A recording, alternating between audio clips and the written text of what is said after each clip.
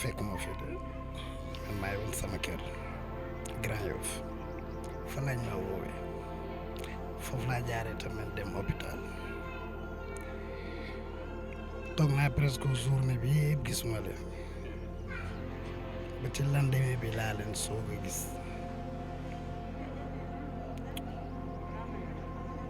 non dafa métti daal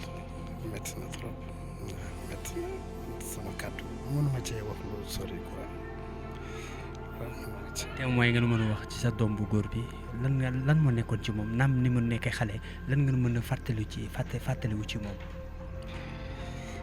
xale bi daal moom macha allah ñëpp a ko bëggoon ñëpp fu mu tourné moom nga